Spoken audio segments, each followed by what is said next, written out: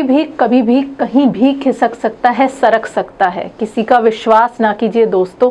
हंसते हंसते अपनी ही फौज को डोज देने का ये जो तरीका है, ये और कोई नहीं, हनुमान बेनीवाल ने अपनाया है। हनुमान बेनीवाल जो कि युवाओं के बीच में अपनी कथनी और करनी के लिए हमेशा से प्रसिद्ध रहे हैं, हमेशा ही उनका चहेता चेहरा बने रहे हैं। उन्हीं के ये शब्द अपनी ही सभा के दौरान अपने कार्यकर्ताओं के लिए कहे गए, जिस पर कुछ ने तालियां बजाई तो कुछ चुपचाप खड़े खड़े सुनते रह गए। बात चल रही है अभी आरएलपी सुप्रीमो की। आरएलपी सुप्रीमो जिन्होंने अभी ही अपना स्थापना दिवस सेलिब्रेट किया, राष्ट्रीय लोकतांत्रिक पार्टी का। बात चल रही है राष्ट्रीय लोकतांत्रिक पार्टी आरएलपी के अपने स्थापना दिवस सेलिब्रेशन की। इस दौरान उन्होंने एक भव्य सभा का आयोजन किया, जहां पर मंच पर आरएलपी सुप्रीमो हनुमान बेनीवाल के साथ आज़ाद समाज पार्टी के अध्यक्ष चंद्रशेखर आज़ाद भी मौजूद रहे।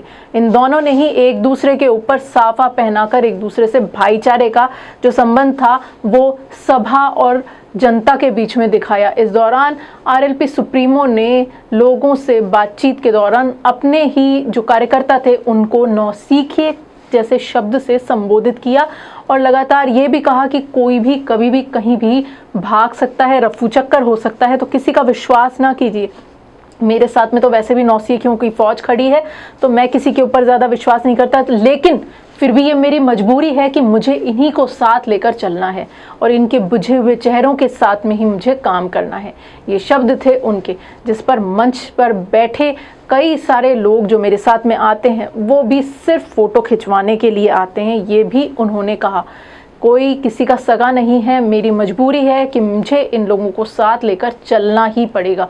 ये शब्द थे हनुमान बेनीवाल के। मैं तो कप्तान हूँ, मेरी जिम्मेदारी है इन सभी को साथ लेकर चलना और अपनी लड़ाई लड़ना। इस दौरान बेनीवाल ने आसपा और रालोपा के गठबंधन को लेकर के भी कई सारी बातें की। उन्होंने कहा कि राष्ट्रीय लोकतांत्रिक पार्टी का गठन ही लोगों की सेवा के लिए और सभी को साथ में लेकर चलने के लिए, स्वच्छ, सरल और समर्पित राजनीति के लिए किया गया था और इसी के लिए आज ये गठबंधन भी किया गया है। ये गठबंधन बाबा साहब भीमराव अंबेडकर और सर छोटूराम चौधरी के जो सपने थे उसको साकार करने के लिए लिया गया है।